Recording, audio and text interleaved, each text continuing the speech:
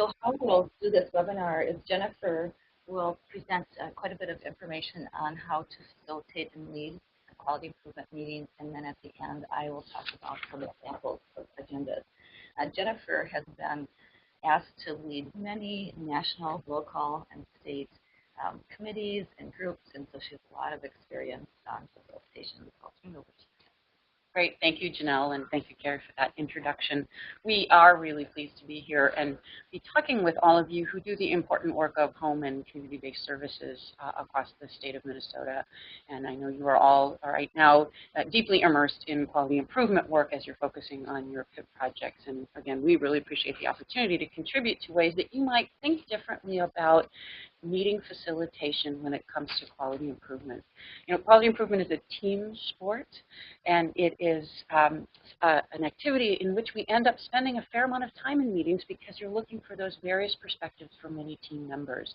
And so I think it is really important to spend time and energy thinking about how you structure your teams and how you structure your meetings and your facilitation to get the very most out of them so that you can achieve your goals. So again, we're really pleased to be here and to be talking with you about effective facilitation of meetings. We wanted to start with just some basics about how you might think about quality teams. And we would characterize those teams in two different ways. You probably all have or should have a team that has overall responsibility for quality in your organization. This is often called a quality council, and this is an ongoing part of your organization's commitment to quality assurance and quality improvement. This is a group that probably meets regularly. We often see these meetings occurring quarterly, and it's led by the person who has the organizational authority and responsibility for quality. Sometimes quality councils or quality committees of organizations also have a parallel committee on a board of directors that's focused on quality as well.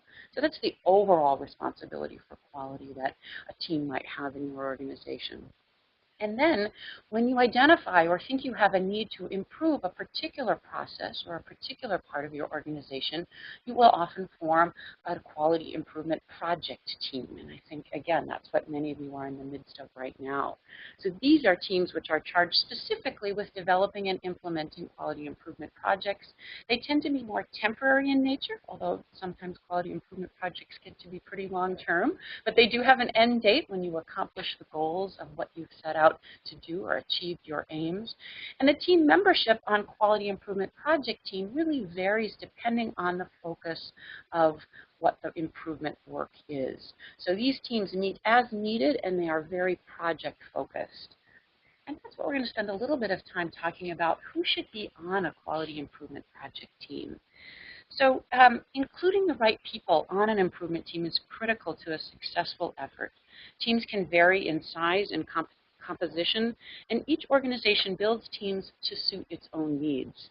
And you'll want to ask yourselves 3 questions as you're figuring out who the right combination of people is for any given project team. First, you'll want to review the aim of the project. What are you trying to accomplish? Second, consider all the systems that relate to that aim. What will be affected by the improvement efforts? What parts of your organizations or partner organizations might be affected? And then be sure that the team includes members who are familiar with all the different parts of whatever process it is that you're focusing on, both managers and administrators, as well as those who work and are kind of involved in the everyday part of that process, frontline workers and staff who are really doing the day-to-day work of that process. And lastly, we would recommend that each team includes an executive sponsor who takes responsibility for the success of the team. But let's explore some memberships a bit further as we look at who's on project teams. Effective quality improvement teams should represent 3 different kinds of expertise within your organization: system leadership, technical expertise, and day-to-day leadership. So there may be 1 or more individuals on the team with each kind of expertise, or 1 person might have expertise in more than 1 area, so you can kind of get a 2-for-1 or a 3-for-1 with some of your team members. But all of these areas should be represented in order to drive the improvement successfully. Teams also need someone with enough authority in the organization to support testing and implementing the changes that emerge from the quality improvement project, and to deal with any issues that arise, and they're bound to arise as you're doing quality improvement work. The team's either administrative or clinical leader understands the implications of the proposed changes and can help the team think through the consequences that might trigger reactions in other parts of the system. Again, if in a larger organization, you really want to consider having someone who's a project sponsor as well, or if you're working across organizations. And I know many of you in the home and community-based services arena are often doing things across not just one organization, but multiple organizations in your community. Then it's especially important to ensure that you have that top leadership sponsorship, someone with that executive authority who can provide the liaison to other areas within your organization or to those external partners that you have. They really can serve as a link to the strategic management that you have and to the aims of the organization or the partnership. And again, make sure that you have the resources that are needed and you can overcome barriers on behalf of the team. We also know that more and more in quality improvement work in healthcare, we want to include the voice of the participants, those that you're serving in your organization. So we encourage you to consider including a participant or a family member. Maybe that's someone who's currently receiving services or has in the past. Someone who can think beyond their own individual situation and bring the perspective of the customer to the table. So sometimes it might be appropriate to include that person as a regular member of the Quality Improvement Project team, or you might want to bring one or more of your participants in at a point in time where you're ready to test some changes so you can get some feedback and get their input at that really critical moment. So once you've put your team together, then you want to think about the effective meeting management and facilitation, and that's what we're going to spend the next block of time talking about. So first and foremost, every group and meeting should have a purpose. I know that seems like we're probably stating the obvious, but I know we've all had the experience of showing up at a meeting or leading a meeting, even worse, but we're not quite sure what it is that brings us there or what we're trying to accomplish. So we're really starting with the basics here, but unfortunately the basics often get overlooked. The purpose helps us to articulate a clear and well-defined mission and clarifies the expectations and is sure that we understand what our desired outcomes are of the group and the group meeting. It tells us why we're here and what we're trying to accomplish. The group purpose is used really as a touchstone throughout the process, which is particularly true when groups and teams are meeting over some extended period of time or, again, perhaps across organizations. The purpose is embraced and understood by all the group members and defines how the organizations and its partners who are not part of the team or meeting view the group and the role. So it's really important to have that clarity of purpose. A really simple example is included in the last bullets on the slide, and that was the example that we'll come to later when we share some sample agendas with you, which is to select our organization's next performance improvement project.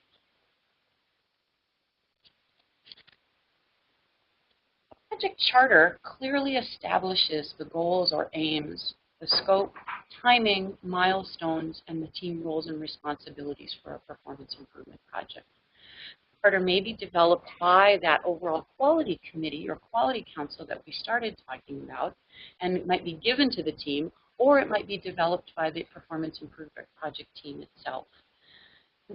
If the team then has a clear understanding of what they're being asked to do, it's a really valuable document because it does help a team stay focused.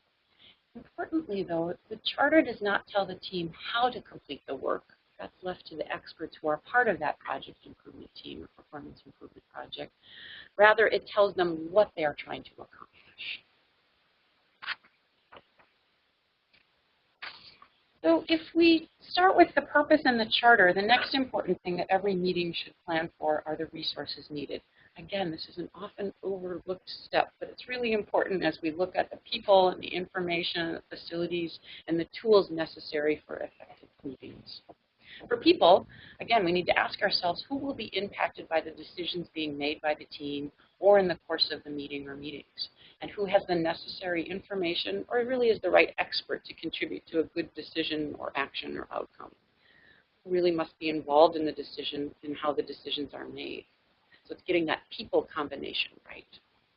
In terms of the information resources, it's important to ask prior to a meeting and in planning for the meeting what information is needed and what data are available. What do we need to have in front of us to be able to have a productive discussion, and how will people access it? You don't want to spend your valuable meeting time getting people up to speed on things they could have reviewed or could have prepared for in advance. Think about it as the homework for the meeting and making sure that everyone has that. We know that team members on quality improvement project teams might be in different locations or different sites, so the planning needs to account for how team members are assured access to the information. Are you sharing via email? Are you establishing a shared electronic site? Lots of teams use things like Google Docs or SharePoint to share information and resources.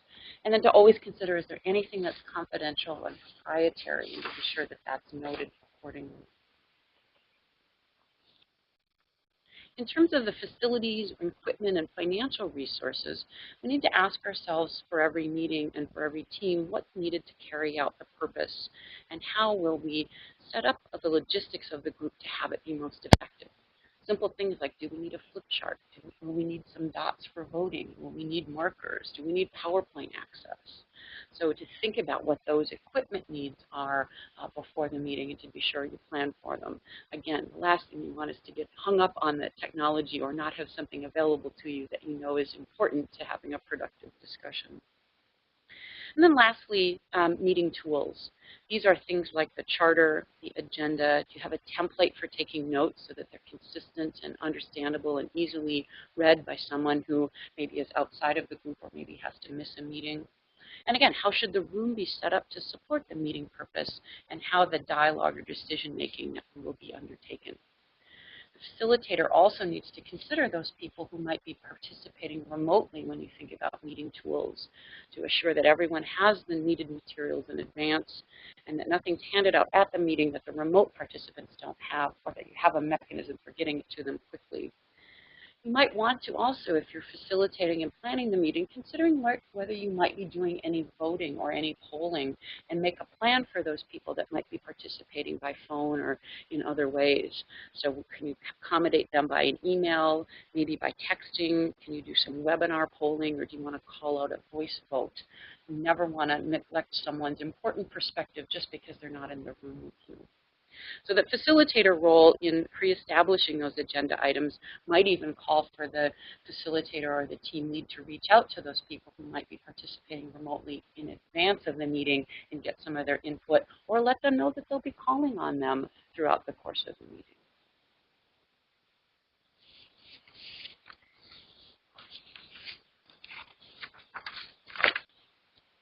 So who does what in a meeting? There are some common roles that occur during the course of the meeting. Not all are always present, and some people may serve in more than one role at any given time. This diagram shows you the various roles that are often or most commonly part of meetings and teams and groups in the quality improvement process. The facilitator, manager or director, group member, group historian, note taker, and the sponsor. Again, lots of times these are overlapping, and sometimes they're the same person, but each has a distinct purpose and responsibility. So even if one person is doing 2 or 3 roles, you need to be attentive of and aware of the responsibilities that go with those roles. So the meeting facilitator is an especially important role, as you all know from your own personal experience. This person works with whoever is the lead, the manager or the director or the sponsor, to prepare the agenda and assure that what we need for those facilitation components and the resources are there and available. The facilitators hopefully asked and answered all of the questions we've talked about previously in terms of meeting resources needed. So the facilitator's role is to guide the group to establish and articulate the framework within which it will do its work, especially important if you're doing that over the course of time. For example, they'll help establish the group norms and the decision methods, both of which we'll talk about in just a minute. The facilitator guides the discussion through what in quality improvement meetings are 3 very common phases of a meeting: opening, narrowing, and closing. And we'll, again, talk about those in just a minute. The facilitator also has a responsibility to keep the group conscious of the purpose and the progress and the time as the group is doing its work in a meeting. And the facilitator often will pause and synthesize or summarize where the group is in the course of the meeting. It's kind of taking the pulse of and making sure that everyone is on the same page, so to speak. And then lastly, the facilitator identifies and helps resolve conflict. It's not their job to sweep it under the rug. That's often a tempting thing to do because conflict is difficult to deal with. We're going to talk about that in a few minutes as well. But really, it's the facilitator's role to be tuned into and attentive to conflict, raising it up so that we can find productive ways to address when there are differences of opinion about how to move forward. And the facilitator then assures that we have a plan for accountability and group evaluation after the meeting when the team is done with its work. So we've talked about the potential role of a manager or director, again, that could be called different things in different places. But this role is really to secure the organizational support and the necessary resources to be able to support the team in its work. The team needs someone with enough authority in the organization or across organizations to support the team to test and implement the change that's been suggested or will be recommended and deal with the issues that arise. The team leader understands the implications of proposed changes and the consequences and helps the team think those through. And this person is really the driver of the project, helping to identify and recruit the group members of the team, driving and managing the project, making sure that all things like charters are available and completed, and identifying the work plan and timeline, looking at that PDSA, the Plan, Do, Study, Act tests of change, ensuring that these are occurring, that we're learning from them over time. The manager, the director, also is responsible for the overall timeline and the scheduling of the team meetings and working with the facilitator on the agenda and doing a lot of that work outside of the course of the team. A project champion or sponsor is a role that we've mentioned a little bit already this morning. Successful improvement teams often also have a sponsor. Someone who provides that liaison with other parts of the organization, helps keep the project on management's radar, serves as a link to what the mission and the strategic aims are of the organizations. This person is typically not someone involved in the day-to-day work of the project or the improvement effort, but can review the team's progress on a regular basis and really kind of oversees the purse strings, so to speak, of the project. And then group members. The group members participate fully to support and advance the aims, the goals, and the processes. They should be very active in the course of the meeting and every meeting, and this can include active listening. They help gather and interpret the necessary information for the team, and this sometimes comes from the unique perspectives that together make up the group. A group decision and process is most often better than any single person acting alone in this complex world of quality improvement. And they can link to others in the organization, perhaps their peers who are closely watching but are outside of the process.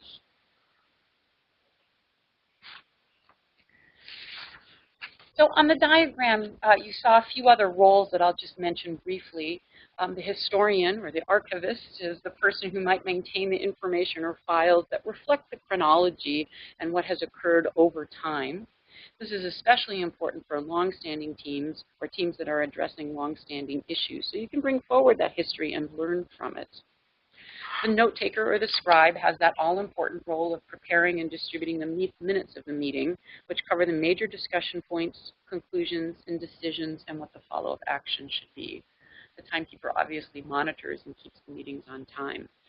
I will say, having facilitated many, many meetings, that it's often tempting to think about the facilitator and the note taker being the same person because they often have that overall view of things.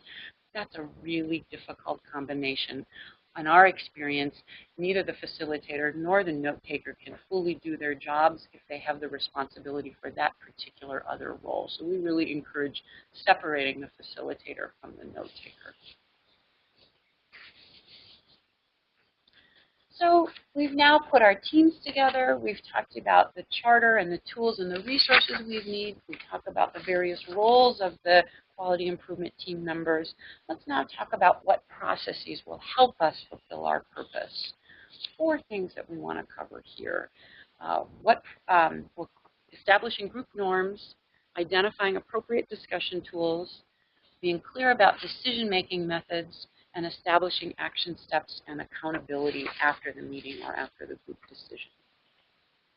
So let's start with group norms. This is how the group agrees together to work together. This is establishing the ground rules, or what we often call the code of cooperation among team members and meeting participants. This is how the group decides they want to meet, how they'll meet, where they'll meet. It articulates the expectations of each group member for themselves and for their others. Sometimes there are rotating assignments. Note taker is an example of that. Timekeeper is an example of that. So this group norms help you establish how you're going to do the rotation of those responsibilities. So the group not only agrees on the norms, but how the norms will be used. Will you have them in front of you and revisit them at the start or the end of every meeting? Will you check or evaluate your process against group norms on a regular or an ad hoc basis? How do you keep the norms in front of the group so they reflect the commitment that you've made to each other? This is part of the reason why it's so important to document and distribute materials and notes, including these group norms. We've included a really simple example about how a class agreed on their norms. You see in the example in the handwritten part of this slide, they said they want to treat everyone how they want to be treated. Everyone gets the help they need. Be patient, be safe, include everyone, and be positive. Praise each other and have fun. It's a great example of a really simple set of group norms. So I mentioned previously that in the nature of quality improvement work, team meetings are often needed because a group needs to reach a decision. And so a typical flow for that kind of quality improvement meeting is this notion that we start with opening the discussion, then we narrow it, and then we close it. And so we want to talk a little bit about these phases of a meeting that are, again, very typical in quality improvement meetings. In the opening discussion, we're trying to generate and clarify information and ideas. Tools that might be used in this opening part of the discussion are to propose, to list, to brainstorm, or to clarify. The purpose here is to elicit as many options as possible and as reasonable for the purpose that you're trying to achieve. After the opening discussion and generating the list, the next phase of a meeting is about narrowing. This is about organizing, clustering, evaluating, prioritizing the bigger list that you generated. The tools that are used in this phase of a meeting are often combining duplicates, prioritizing, and using tools like multi-voting or advocating. The purpose here is to eliminate duplication and redundancy and begin to get a sense of the preference of the group and offer strengths and weaknesses of the options that were presented in the opening part of the discussion. And then the third phase is the closing discussion. Don't forget to leave enough time to do this well. This is where the group is really reconciling the differences of perspective and expertise that are reflected among the priorities and ultimately reaching an agreement. The tool that's most often used here are polling and doing some both and kind of voting. The purpose here is to eliminate those items or those actions or those options the group feels are lowest priority or will least best meet the needs in achieving the purpose, and to focus on the high priority options and to really measure and test the support of the group toward a conclusion. So 3 tools that I just mentioned that are often used in quality improvement meetings are aimed at helping move a group toward this sort of quality improvement decision and process. Brainstorming, affinity grouping, and multi-voting. They're all kind of linked together. They follow a fairly natural sequence. Brainstorming is idea generating. It's designed to produce a large number of ideas that build on the interaction of a group of people. Its focus really is on quantity, generating a lot of ideas, because quantity can lead to quality. During brainstorming, we've all often heard this expressed, but sometimes hard to do. During brainstorming, we're withholding criticism or evaluation. This isn't about assessing the options, but creating the options. This is where unusual, kind of crazy ideas are welcomed because that opens up new ways of thinking, which may in the end lead to new and different and innovative solutions in the course of brainstorming. So often after you've done some brainstorming, maybe people have put all their ideas on a flip chart, or in this visuals that we have on the slide, people have put their ideas on these large Post-it notes. Affinity grouping is related to brainstorming, and it's a method in which the group members organize their ideas and identify common themes. Perhaps you generated a long list of ideas in the brainstorming part of the meeting. The task of affinity grouping is maybe using cards or Post-it notes to cluster these ideas in areas that make sense together in terms of themes or related ideas or activities. So each person in a group or team at the meeting contributes to this, and there are a number of different ways of planning the exercise. You can continue to do this grouping until all the items have been grouped together, and then you look at those and identify the themes to help you narrow your options and move on to the next set of activities. Multi-voting, then, is the next logical step after affinity grouping. You have your brainstormed list that's now been clustered together through the affinity group process, so you have some clear themes that have likely emerged. So now you do a multi-voting process, which is a structured series of votes by a team in order to narrow down a broad set of options to a fewer set of options.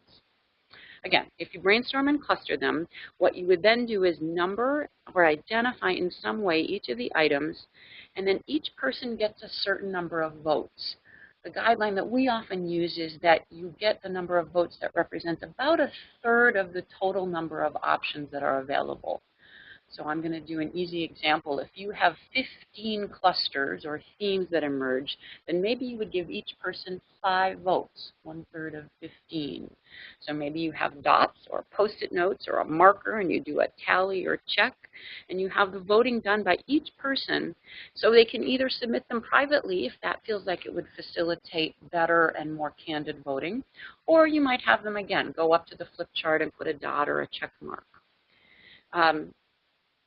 Again, if you have people participating remotely, we'll have planned for how you can accommodate that. Maybe they're going to text their votes in, maybe they're going to email their votes in, but that would all be aggregated together in the multi-voting process.